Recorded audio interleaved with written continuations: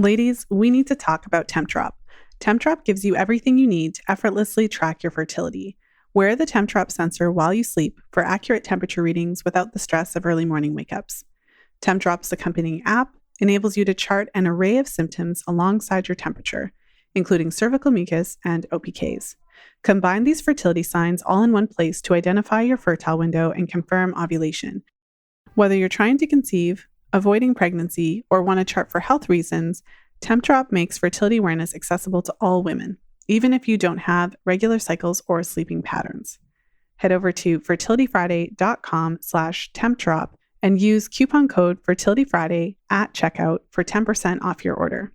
That's fertilityfriday.com/Tempdrop. This is the Fertility Friday podcast, episode number 375.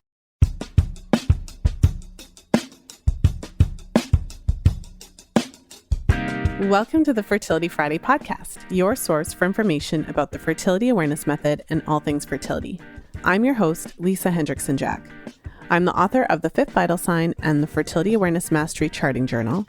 I'm a certified fertility awareness educator and holistic reproductive health practitioner with nearly 20 years of experience teaching women to connect to their fifth vital sign through menstrual cycle charting, balancing hormonal health, and optimizing the menstrual cycle without hormones.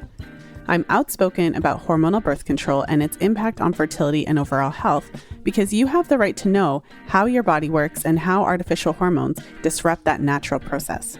I host live coaching programs to help you achieve optimal fertility and health because it's important to have healthy menstrual cycles regardless of whether or not you want to have babies. I'm also a wife and mother of two beautiful boys. I know, I'm a busy girl, but I managed to fit it all in. This podcast is designed to empower you to take full control of your cycles, your fertility, and your overall health. And I'm so excited that you're here with us today.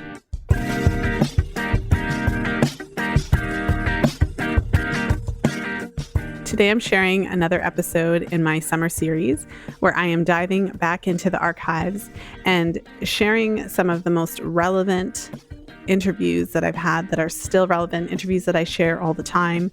And so today I'm sharing my interview with Diane Keddy. Diane was a student of Dr. Ben Lynch, so I'll be sure to also link the previous episodes that are related because today we'll be talking about the MTHFR gene mutation and how it can affect fertility and pregnancy, and certainly what are some of the things that you can do if you suspect that you may have this or if you've actually had a test and had it confirmed, and some of the strategies that you can follow. And so without further ado, let's go ahead and jump into today's episode with Diane Keddy.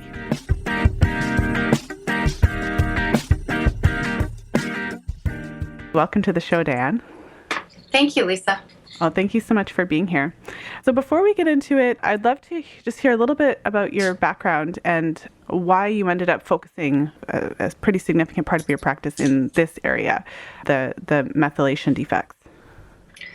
Well, nutrigenomics has actually been around for about 20 years, and I've always been interested in it. It tends to focus on biochemistry, which was a strong interest of mine in school. And we really haven't had the technology until recently to do anything with the information. So I've been waiting for the technology to catch up, and it's done that in about the last 2 years. But actually, the reason I became specifically interested in MTHFR is I found out that I have the mutation. Oh. So that triggered my desire to learn more about it. So I've been studying it now for about 2 years. And then I started having clients come in who also were being tested for it, and they were testing positive. And so even prior to me finding out I had it, my clients had it. And so I was already researching what it is, how to treat it, what does it mean. So this has been on my radar for over 2 years. But yeah, so it was to help my clients, and then I got tested and tested positive. And then, of course, my own interest fueled it even more. Well, and how did you find out you had it, or what sparked you to get tested for it? I was having some of the symptoms associated with it, and I asked my physician to test me, and he did, and it came back positive. Okay. Then let's get right into it. What is MTHFR? What is it? What does it stand for? Okay. That's always the first hurdle to get past is the wording. So we generally use the acronym rather than the full name. The full name, though, is actually methylene tetrahydrofolate reductase. And it's actually a gene, and it's also an enzyme. So you have the gene that codes for whether or not you have the enzyme that works properly. And then the enzyme converts homocysteine to methionine in the methylation cycle. And then methionine makes glutathione, which is one of the major detoxifiers for the body. And then the MTHFR enzyme converts folic acid into the usable form, which is methylfolate, which then drives the methylation cycle. So those are the two main things the enzyme does, is it converts homocysteine, and it also converts folic acid into methylfolate. And those are really the two big things that the MTHFR enzyme does. And that's why you want it to work properly, so that your body can make the conversions and so that you can detoxify in the body. Okay. So with MTHFR, which I'm much more comfortable saying, by the way. Yes, please. Oh Please my use goodness. that, not the name, yes. But with MTHFR, it becomes a problem when you have a mutation in the gene. So when the gene is operating, optimally function properly, when you don't have the defect, what exactly is it doing? What it should be doing, and what it does do when it's working, is it takes homocysteine, which is a byproduct of metabolism, and it converts it to methionine.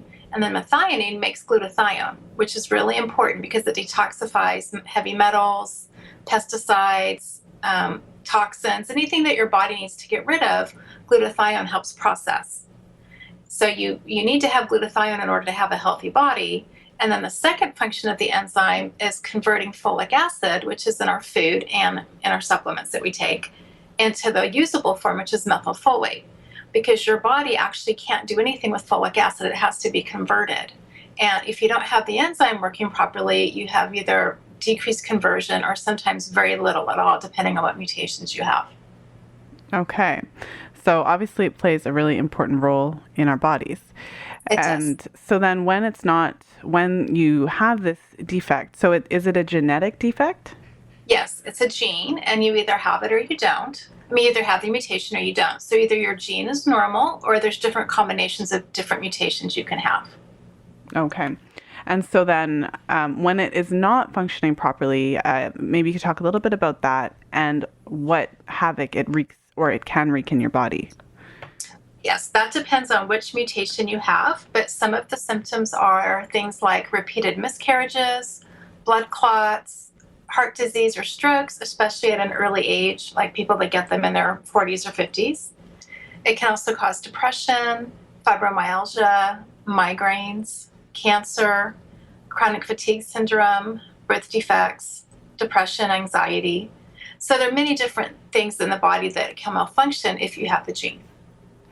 That's a huge range of symptoms and of medical conditions that can be caused by it.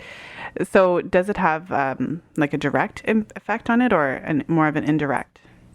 Well, if you go into Medline, which is the government database for research, and if you put an MTHFR mutation, over 5,000 research articles will come up.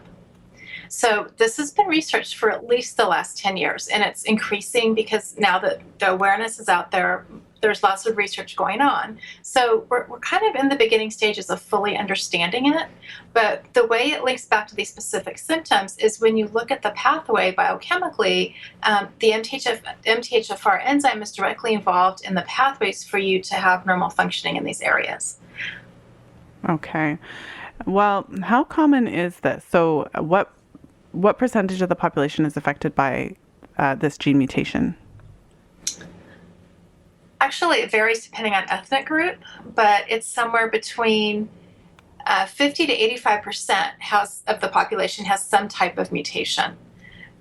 So it's more prevalent in Asians and it's more prevalent in Hispanics. So the numbers would be higher, but basically about 10% of the population has the homozygous mutation for C677. And then the other mutation is less common. So mostly you're looking at people that have what's called C677 as having most of the physical ailments. And then people that have 1298 are more prone to depression and having more of the depression and the mood issues. Okay. And for the listeners who are not geneticists, when you say homozygous? I'm sorry, that means 2 mutations. So 677, most of the people I see in my practice coming in have 2 mutations in that one, meaning that their gene is completely abnormal. So the function of the enzyme is greatly reduced. Okay. So is this like back to science class where you get like one part of something from your mom Yes. and one part of something from your dad? And if you have Yes. one, it would work a certain way. And if you have both, so if a person has both from both parents, then it impairs the gene function more than if you only have it from one parent? Correct. If you have 2 mutations, it reduces the enzyme by about 70%, the enzyme's ability to function by about 70%. Okay, so that's if you have it from both parents. And then if you have it from one parent, it's about 40% loss of function. Okay. And so this is directly related to our body's ability, like you said, to process homocysteine, to methionine, to glutathione, and to process folic acid, to folate. Does it impact any other types of processes, or are those the main ones? Those are the main ones. There's more things that go on with folate, but those are the kind of the overview of what it does. Okay. A lot of what I focus on the podcast is fertility, and a lot of my listeners are trying to conceive or even just learning how their menstrual cycle can show different signs of various health concerns and those types of things. So a lot of people who've listened to the podcast have learned just the different ways that these things can impact our health. So when a woman is trying to conceive, how does this gene mutation impact her chances of successfully doing so and having healthy babies? What happens is if the woman has the mutation, it can cause the homocysteine levels to be high because it's not breaking down to methionine. And so that you can end up with blood clots either in the placenta or once the woman is pregnant in the fetus, and then that can cause miscarriage. So repeated miscarriages is a red flag for MTHFR gene mutation. And I think most reproductive doctors nowadays test for it. Okay. Do they test for it right off the bat if a woman's having difficulty, or is it more of a flag like once they've had those miscarriages? Unfortunately, it typically isn't tested for until they've had at least 1 or 2 miscarriages.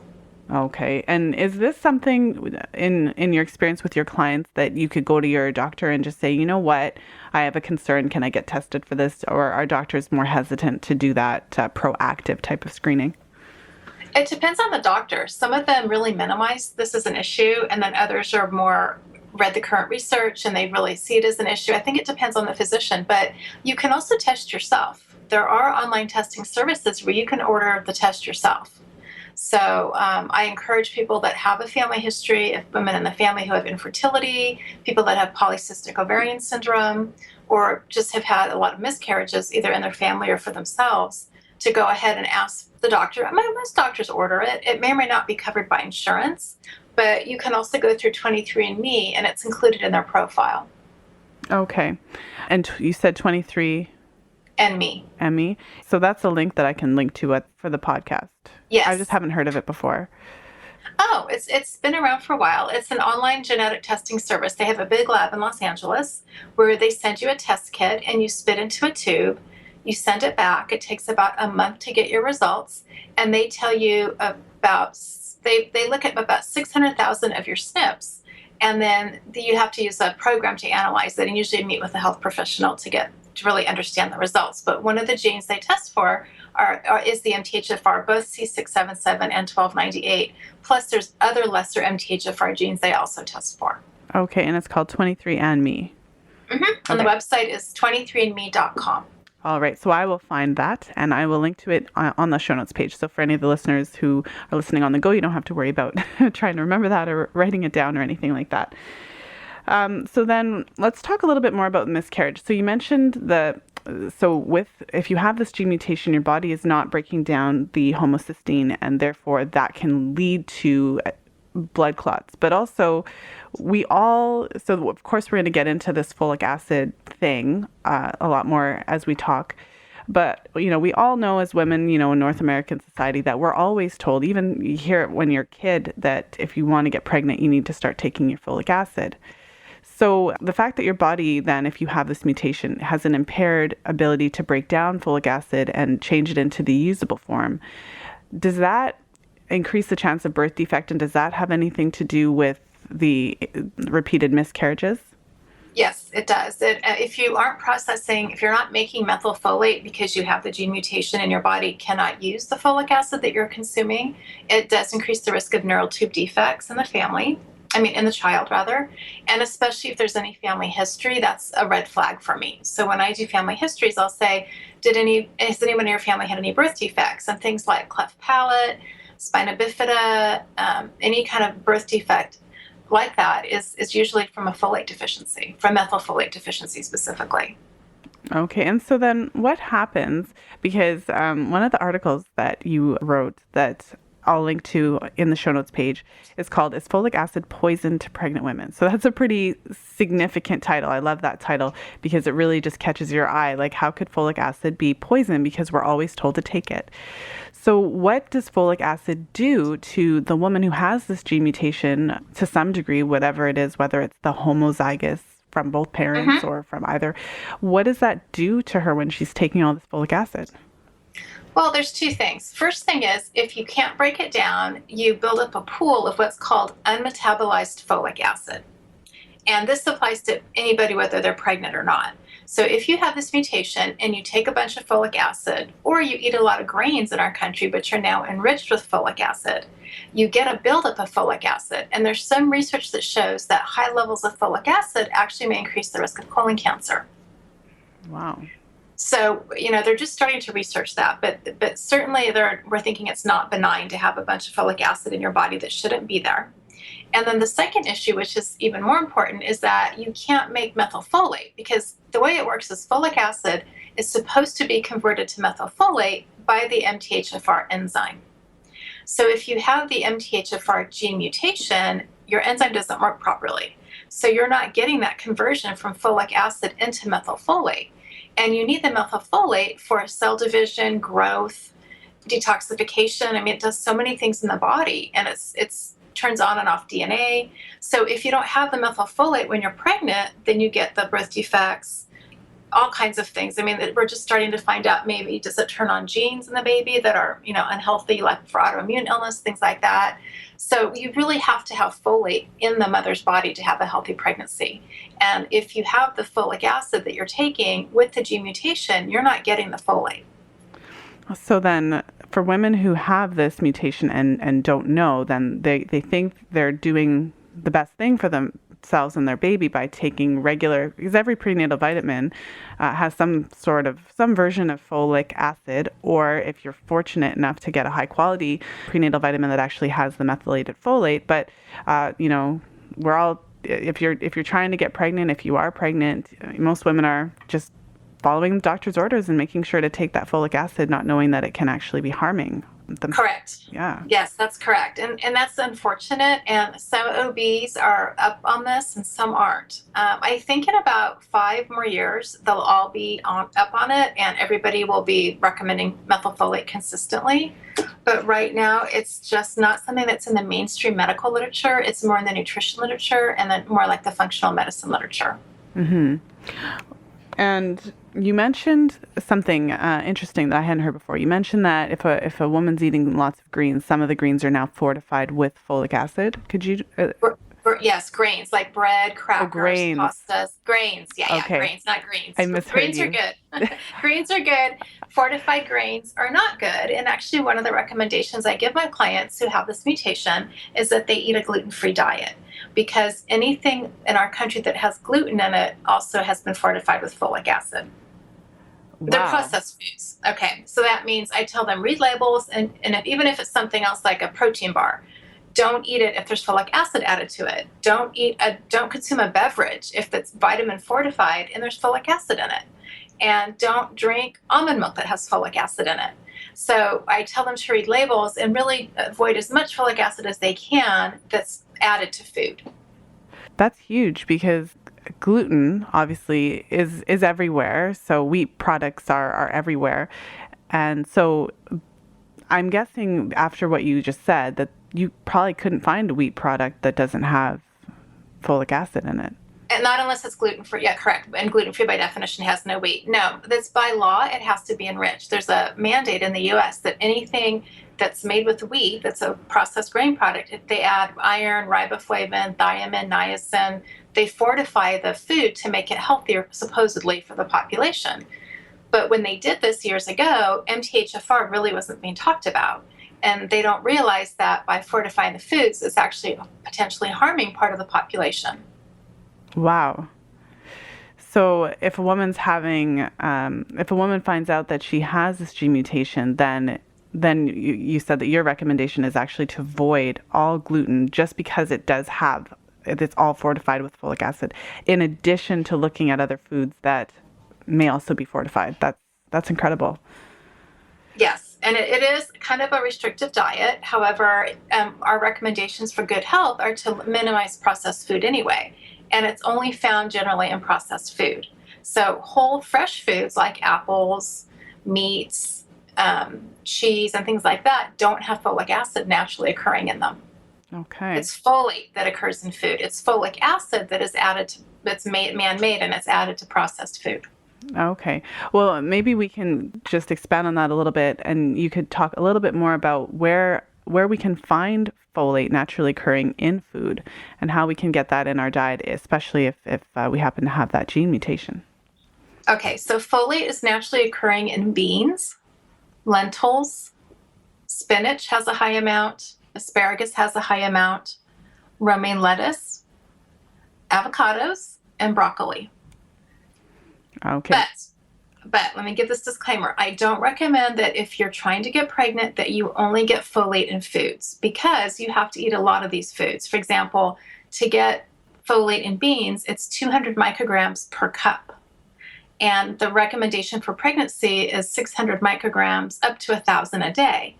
So you're eating either a lot of beans and lentils, which are 200 micrograms of folate per cup, or, for example, spinach, it's 263 micrograms per cooked cup.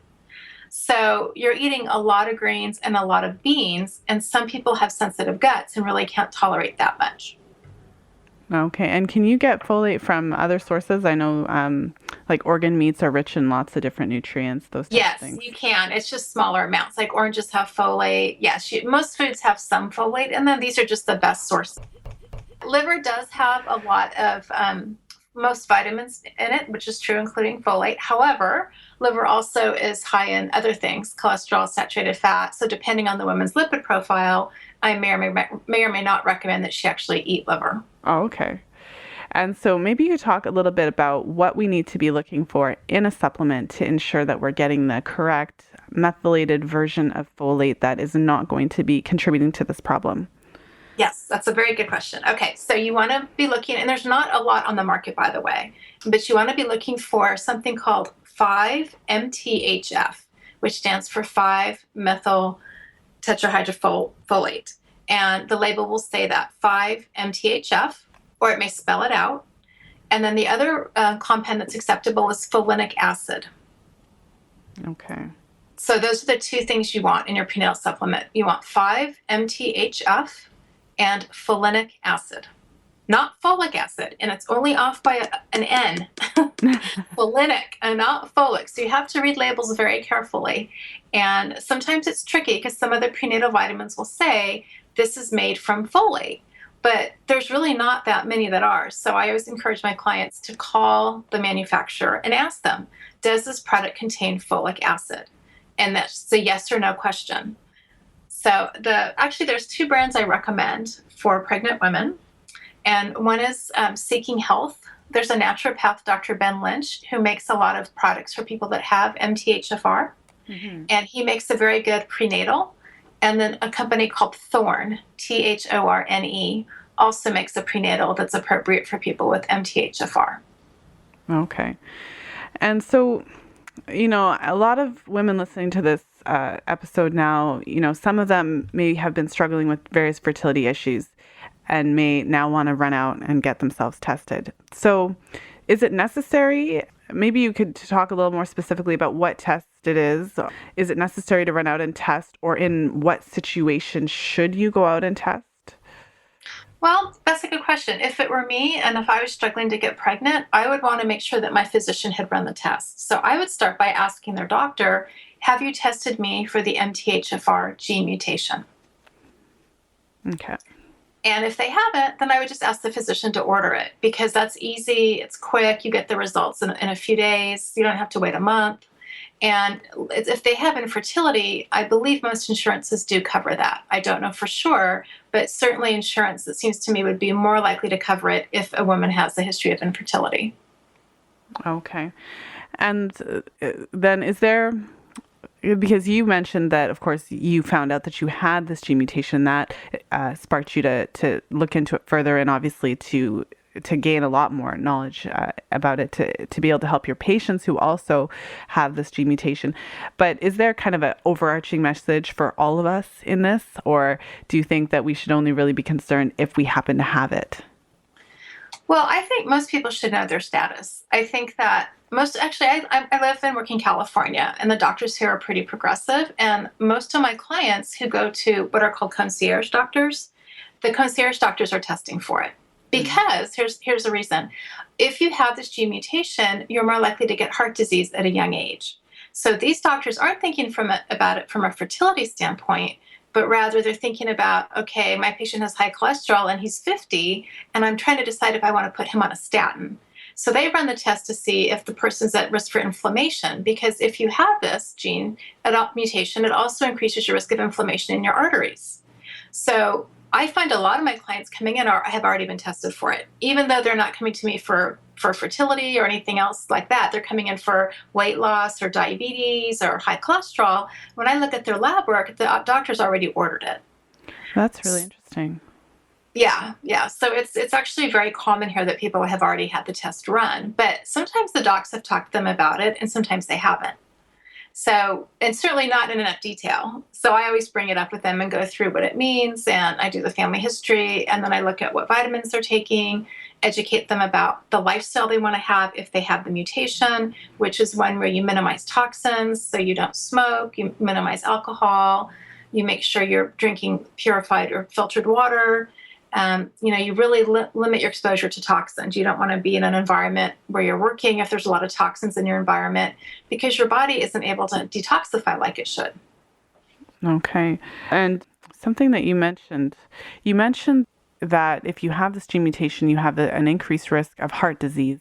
And I thought maybe I'd ask you to expand on that a little bit as to how this mutation impacts your heart. Well, it's interesting. One of the first times I heard about it was about over 10 years ago, probably 12 years ago. And my friend's husband had a heart attack at age 50. And he was a runner. He was in excellent shape, yet he had a heart attack. And it so happened that one of the top experts in the country was at the hospital here in California where he was taken. And the doctor said, I think you should test him for the MTHFR gene mutation, because he has no other risk factors. He has normal cholesterol. He's not overweight. Everything looks good. And when they tested him, of course, it came back positive. And what we believe that it does is that it causes inflammation in the body. So because you're not detoxifying, because your pathways aren't working properly, inflammation builds up. And also homocysteine causes inflammation. So homocysteine causes inflammation in your arteries, so that even if your cholesterol is normal, the cholesterol going through there sticks to the arteries, and then you get plaque, and then you get heart disease in people who really shouldn't have it. Okay, and that is all part to do with the fact that your body is not able to properly detoxify. Not only is there buildup of homocysteine because you can't break it down, but also because that means that you're not making enough glutathione, you're not actually detoxifying your body. Exactly. So then, is there any way to improve your body's ability to detoxify if you have this gene mutation? Yes. You can work with a practitioner who will look at your mutations and give you supplements, because what happens is there are blocks in the pathway where you should be able to make B12, but you can't. So we might, give B12 supplements. We use vitamin B6. We use the minerals, zinc, magnesium. We use methylfolate. We use folinic acid. So we do the pathway and we look at where the blockages are. And then we also look at lifestyle and we look at lab work and symptoms. So we don't ever just only look at the genetic profiling, but we look at the whole picture. Okay. And we target our recommendations based on the person's symptoms. So if I have a patient coming in who has chronic fatigue, who has this mutation, I know it's probably expressing. and I will recommend certain supplements. Yet I may have another person come in who has the gene, but is in perfectly good health. I'm not going to, I'll look at their labs, and if it suggests that there's no problem, the gene may not be expressing. Because just because you have a gene doesn't mean it's expressing. Mm-hmm. Okay. Well, and you mentioned B vitamins, B12, B6. So does having this gene mutation impair your ability to absorb those nutrients? It can indirectly. What happens with it is that this mutation can affect your gut, and that can affect your ability to absorb any nutrients. Wow. Well, and of course, coming from the perspective of fertility and healthy babies, obviously B12, all the B vitamins are, including folate. Folate's a B vitamin, right? Is it B9? Correct. Yeah. Yes, B9. So all of these, if your body isn't able to properly utilize and absorb, create, break down all of these nutrients, then that can have a significant impact on your developing baby, obviously, and your ability to conceive. So that in of itself, because a lot of people have a B12 deficiency, even though they're eating meat and living life. Yeah, so you can have, B12 deficiency is common, and this is one of the reasons people have it. But, people think drugs like Zantac or Prevacid or Prilosec, which also impair your body's ability to absorb B12. So it can also, some people are taking those meds, and we actually recommend that people who have this mutation not take those medications. What are those types of medications for? I'm not familiar with them. It's when you have too much acid in your stomach or you have reflux. So that's a kind of ironic. So you have a digestive type issue, and then you're taking this medication that prevents you from being able to absorb nutrients. Great. Exactly. Yes. And not only it's the B vitamins, but minerals as well, like calcium, iron, zinc are malabsorbed. So people get other problems like osteoporosis, dental problems, magnesium isn't well absorbed. It can affect their heart. So you really have to look at the big picture of what the person's symptoms are, what their labs are, what their genes are, and what their lifestyle is. That's why you need someone that's had training and that has a functional approach and that really knows what they're doing to help you sift through it, because it's a lot of information, and the biochemistry part is actually quite technical. But when you look at just breaking it down into those four things, which is your genes, your lifestyle, your labs, and your symptoms, that helps the practitioner figure out, okay, what do I do to help this person? And some people need a lot of help. Some people need a little help. Some people are doing fine, which means the gene is not turned on. Well, and I've had a number of different people on the show from a number of different perspectives. And one of the topics that comes up every now and then is how a vegetarian or vegan diet can impact your fertility, either positively or negatively. And on the podcast so far with the guests I've had, it kind of has steered on the side of it could potentially affect your fertility negatively. That's generally how it's been discussed. And so in light of everything we just talked about, if you have this potentially decreased ability to absorb certain nutrients, have you had clients that have this mutation and are on a vegetarian or vegan diet? And if so, how does that particular diet fare with this gene mutation? That's an interesting question. I don't think I've had anybody who's been vegan or vegetarian. I mean, some of my clients are like lacto-peso vegetarian, meaning they use dairy products and fish, but they just don't eat red meat. So you have to define vegetarianism. Do you mean veganism, or do you mean just sort of like more of a lightweight vegetarianism? Well, I guess either or, because even if you're pesca lacto, I don't know if I'm lacto-pesco, pesco, then you're still not eating, obviously you're not eating organ meats, and you're not eating any red meats or any of those types of things. Right. And actually red meat is very high in iron. It's actually the best source of iron in the diet. So, and iron's also an issue with this mutation. So most of my clients actually who come in who want to get pregnant are not doing anything extreme with diet. They're actually eating pretty balanced, and they know they need red meat for the iron. So actually I haven't come across that, which is interesting now that you mention it, given that I work in California. But so far I haven't seen that. I think when women, I have plenty of other patients in the past who've been vegetarian and have very bad nutrient deficiencies, but they're not trying to get pregnant. Okay. All right. Well, that's I guess something to explore maybe in a different podcast interview, because I'm curious now as to how that would could potentially impact. But you did mention that the gene mutation can have an impact on iron. Could you expand on that a little bit? Yeah, iron is involved in one of the pathways that has to be working properly. So a lot of times people with the gene mutation are deficient in iron because the pathway where it's getting, where it actually gets utilized isn't working. So it's involved in the one of the biochemical pathways. Today's episode is sponsored by Tempdrop. I've had so many conversations with women over the years who've had a hard time staying consistent with their temperatures. So whether you're trying to conceive, avoiding pregnancy, or charting for health reasons, Tempdrop makes fertility awareness accessible to all women, especially if you've recently had a baby and your sleep patterns are all over the place, if you work shift work and it's hard to stay consistent with temping, or if you're otherwise struggling to take your temperatures each day. Identify your fertile window in real time with Tempdrop. Know your cycle, understand your body. Head over to fertilityfriday.com/Tempdrop and use coupon code FertilityFriday at checkout for 10% off your order. That's fertilityfriday.com/Tempdrop. Now let's go ahead and jump back into today's episode.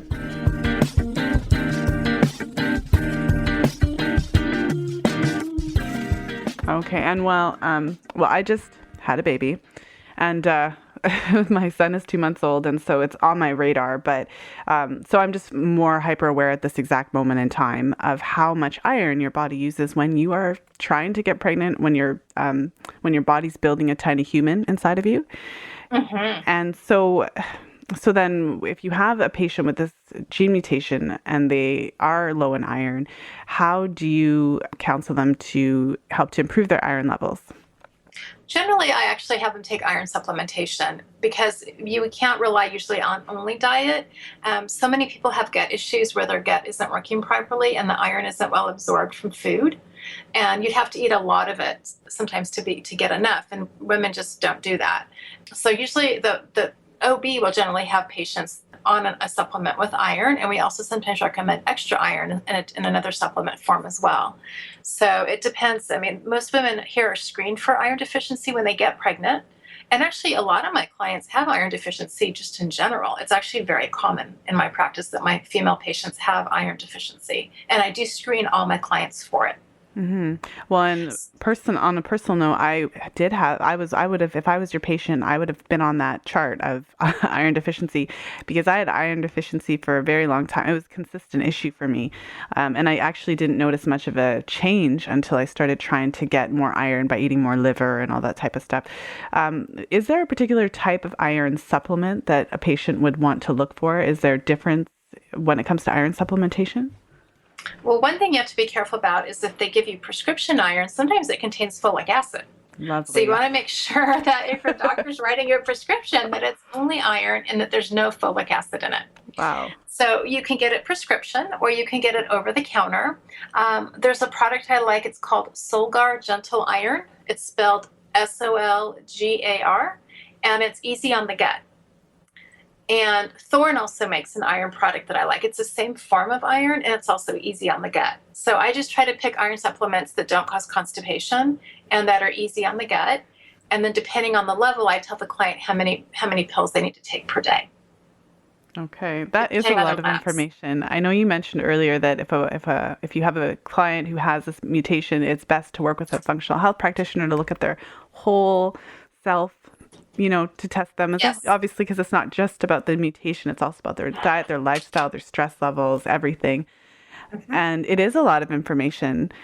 This gene mutation has been on my radar for a while just because of how significantly it can impact women at this time when they're trying to have babies. And I believe that I knew that it impaired your ability to utilize folic acid. But what I didn't know is how negatively having that folic acid in your diet could affect you. So I kind of thought, okay, well, you just replace it with folate. But I didn't realize you should also be removing the folic acid from the equation because of the negative impacts that can have. And I don't think I realized how many other nutrients can be impacted by this gene mutation as well. Yes, that's true. In fact, Dr. Lynch, who I consider to be the top expert in the field for MTHFR, says that folic acid is absorbed and then it blocks the folate receptors and the body cannot utilize it. So another aspect is that having folic acid there actually prevents you from utilizing folate that you're eating.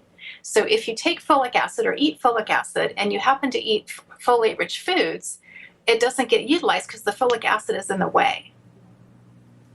That's the scariest thing ever from the perspective of a woman who's trying to conceive. It is scary, Lisa. I agree with you. And I have to say, though, that most of my clients who see infertility doctors out here in California are getting tested for it. But so I would hope that, the infertility doctors have it on their radar. But honestly, I don't know in other states what's happening. And I know sometimes in other states that the healthcare can be variable depending on where the person lives, if they're in a small town. So I think it's important that consumers educate themselves nowadays about what we need. Well, absolutely. And I live in Canada, and be honest, I live in Toronto, I didn't Ontario. But but I'm not too sure, what it's going like. Hopefully it's a common thing that's being screened everywhere. But I don't necessarily have a reason to believe that your typical garden variety physician is doing all of these tests unless you've come in with a very specific issue that would trigger this.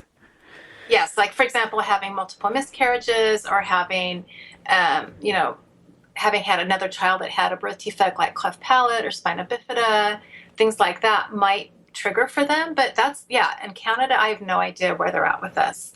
I have no idea. And the advice from my physician wasn't to look for a supplement with, 5-MTP? 5-MTHF, yes, methylfolate, 5-MTHF. Yes, my recommendation was to make sure I'm getting enough folic acid.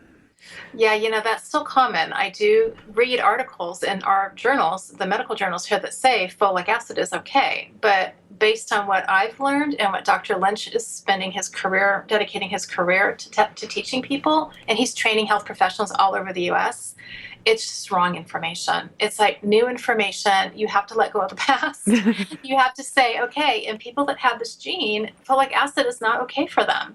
If you don't have the gene, it's fine. But if you have it, why would you not be proactive about helping this person have the healthiest baby and the healthiest body and life that they can have?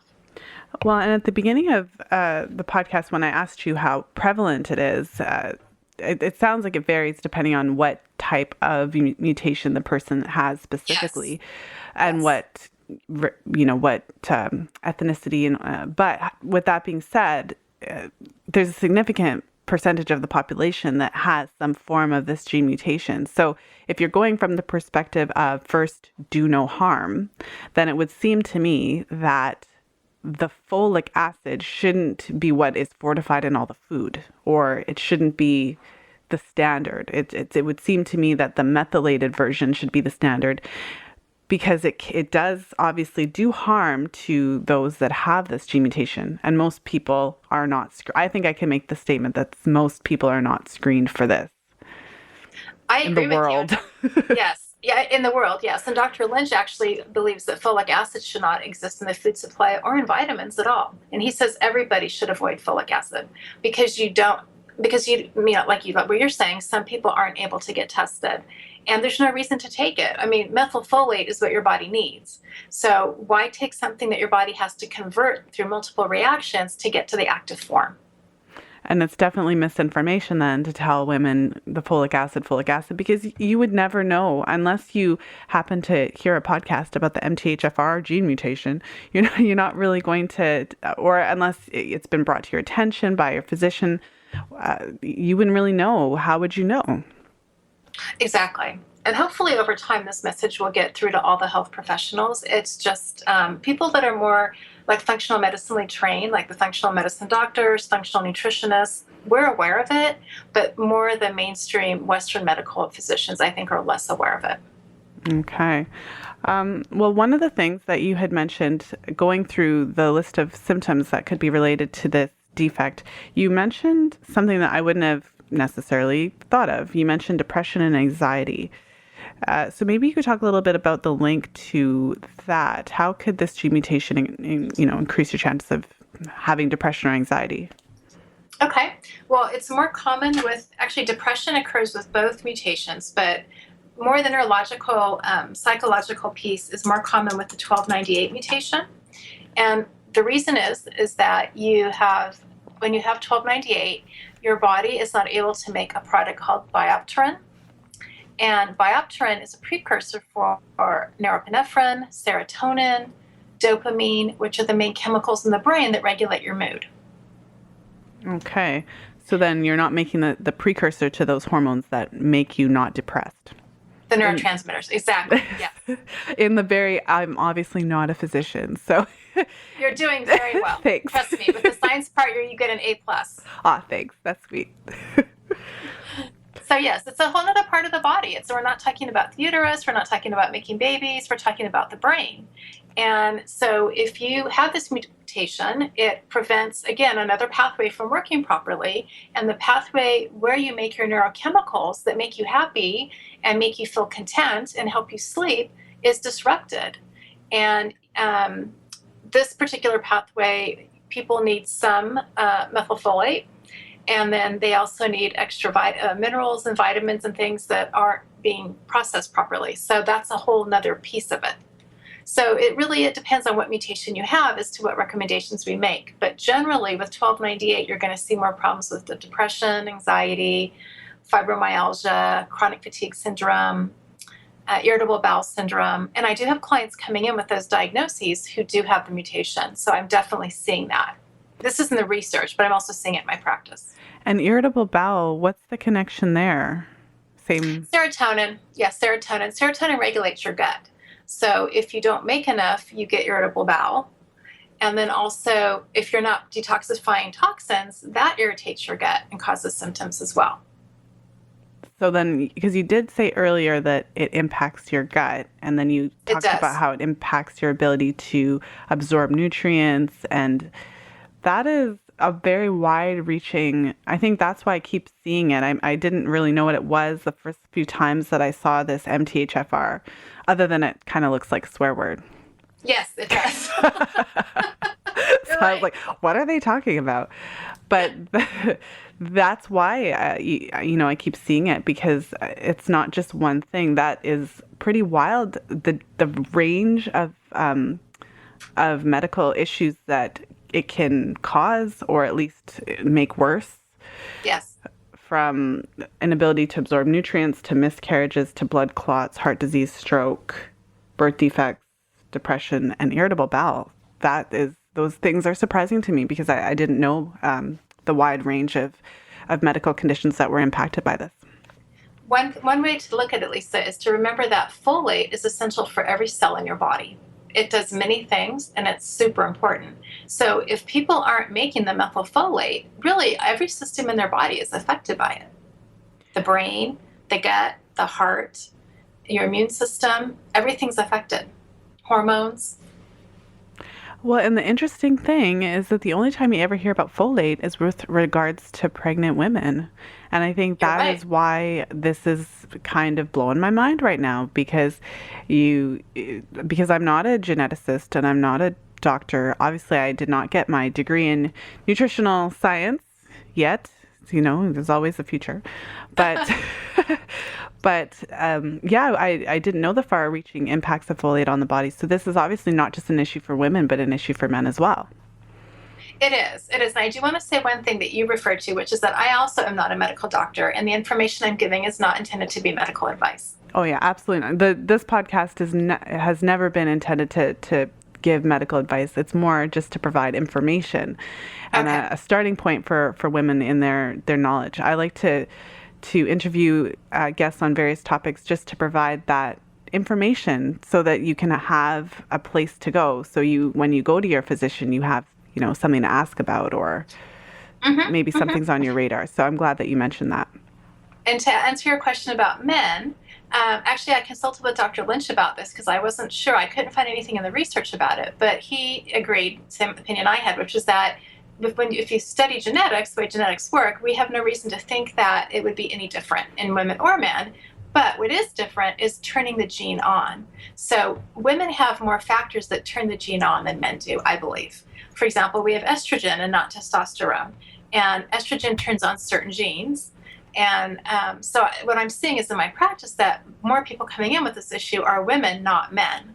I have a few men, but I have many more women. Mm-hmm. And just in general, women are more prone to depression. They're more prone to gut issues because we already have less serotonin in our bodies than men do to begin with. So a man may have the gene, but he has enough serotonin that he's not very symptomatic. So, he gets IBS once in a while, but he just figures, that's life. And men actually don't go to the doctor as much as women anyway, in my experience. So a man can have it for many years and not know until he has a heart attack. Wow. And something that you mentioned, because I think it just slipped my mind, it might come back to me. It was good, though. It'll come back. Keep talking. It'll come back. Well, I think we've gone through so much of what I wanted to talk about. And I think I'm having a moment where I'm just like, people really need to know about this. And I'm really glad that I did this podcast because it went a lot. I think what happened is it went far beyond my little focus on fertility into this whole body focus and this wide reaching impact. So, I mean, given that folic acid is in the food supply, it's not going anywhere, at least right now.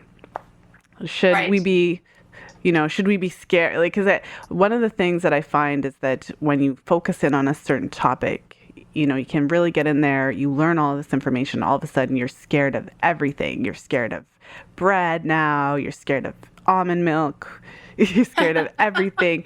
You were eating a protein bar and I threw it across the room because you're so terrified. So that our listeners don't leave feeling like, oh my goodness, I can never eat a bagel again. What do you usually advise your clients when you kind of get to the gravity of the situation so that they're not feeling so overwhelmed by this knowledge? That's a really good question because, this absolutely is overwhelming, which is why I always recommend that people consult with a practitioner to interpret if they're going to do the genetic testing. It's really hard to interpret yourself. So definitely work with someone that can help you so that you don't feel overwhelmed. But, you can get almond milk that has no folic acid in it. And you can get protein bars that don't have folic acid. That's the good news. You just have to read labels and find them. And you might have to buy some online if your local grocery stores or health food stores don't carry it. But also everything in balance. I always tell my clients, eat healthy 80% of the time. If 20% of the time you want to eat stuff that has folic acid, it's not going to kill you. It's not black and white. Okay. Yeah, that's a good balance, kind of the 80-20 rule. So being mindful of it, but not being OCD about it, because that's not healthy. That would just cause more stress. And obviously stress is going to cause other problems. Exactly. That's really true. Stress is bad for you as well. So if you're out and you have no choice but to eat a bagel with folic acid, it's not going to kill you. You can have the bagel, but you might want to think about, do I want to eat a bagel every single day for breakfast? Maybe not. Maybe change it up. Maybe have a bagel one day a week, and on the other days, have something like oatmeal, that's, by the way, oatmeal typically does not have folic acid added to it. So, find some hot cereals or find other breakfast foods that don't have the folic acid added. Eggs have no folic acid. Dairy products, they don't add folic acid to. So it's not that hard to do, actually, but it does take a little bit of thought, I guess. Mm-hmm. And I liked what you said, that if you avoid processed food for the most part and eat real whole foods, fresh foods, then it's really not that big of an issue. So that's a good guideline as well. And so I have a few questions I'd usually end the show with, but before we do that, I would love for you to give some parting information for women who are listening who may be struggling with fertility issues, kind of the summary takeaways from all of this, because you definitely have given us a lot to think about, and that was a lot of information. So any takeaways then for any women who are listening? Maybe they're not even trying yet to get pregnant, but it's on their radar in the next little while. Sure. I would encourage you to try to find out your MTHFR status, whether you can get your physician to order it or if you want to do it through 23andMe. There might be other online testing programs as well where you can order it yourself. I would encourage women to go into pregnancy with the idea that the least amount of stress is the best. So don't get overly focused on, if you do have the gene, don't get overly crazy about what you're eating and what you're doing, because that doesn't help. And if you have the gene, minimum is just to take a prenatal that does not have folic acid in it, and try to minimize your consumption of processed foods, which is good advice for everybody, no matter what their gene status. And stress does turn on genes. The other piece about this is the term epigenetics, which refers to what in our environments turns genes on and off. And stress is a big turner-oner of genes. So I always work with all my clients to try to have as low of a stress lifestyle as they can, and to actively do things to relax, meditation, yoga, relaxation breathing, not to overschedule yourself. Those things are just as important as what you eat. Okay. And that reminds me of that question that I had that I couldn't remember. Right. And so you mentioned that earlier that, some people have the gene, some of your clients would have this gene, but maybe their symptoms aren't that bad. So when you test for it, does it just tell you that you have the gene, or is it possible to tell if it's on or off? Probably not. No, but a practitioner usually can tell that. It depends on what's going on with your labs and your symptoms. Okay, so it's possible then for someone to test positive for this gene and not necessarily be having this dire impact on their life. Exactly. I'll give you an example. I've had the gene my whole life, but I didn't have symptoms till my 30s. And then others would have had symptoms all along, and then just maybe... Yes. Okay. Yes. And that depends on what turns on the gene in your environment. So different things turn it on. So yeah, I have people, there's kids I know of that have the gene and they already are symptomatic. And then I have a man I saw like in his 60s who is actually very healthy and has the gene, but he lives in Italy most of the time. And so it's very different over there. They don't have processed food. They exercise. They have low stress. So he's having minimal effects from it. That's really interesting. And I did have a guest on the show where we talked a little bit about genes and how they're not necessarily like a sentence, like a death sentence. No. If you have a gene, it's good to know if you have the gene and know what it could mean for you. But obviously, several people could have the same gene and have a completely different expression of it. Exactly. That's exactly right. Oh, well, I feel so much better that I remembered the question because, like I said, it was good. And I was curious about that. Yes, and it's a good point. So that I have the gene, but I don't worry that I'm going to die tomorrow. Because I know I'm doing what I need to do to take care of it. So, and actually I feel much better now that I know I have it because I've made changes with my vitamins that make my quality of life much better. Mm-hmm. Well, so I have a few questions then to end the show. What would you say is the most important thing that a woman should know when she's trying to get pregnant? Well, probably to avoid folic acid, because assuming that there's probably an 80% chance that you have some form of the mutation, I would say avoiding folic acid, avoiding toxins like cigarette smoke, alcohol, chemical exposure, be careful with cleaning products, and then try to eat whole foods most of the time. Okay. What would you say is the biggest myth about fertility that you'd like to see corrected? That's a good question. Well, I guess that folic acid is good for you. I don't know. I don't hear a lot of fertility myths out here in California. People out here are pretty straightforward. That is a great one, I have to say. And you were the first person to say that. And it's so true. Yes. I would have to say the folic acid piece about all the doctors pushing folic acid on women who might have the mutation and don't know it. And especially if they've had multiple miscarriages or children with birth defects. Oh, yes, absolutely.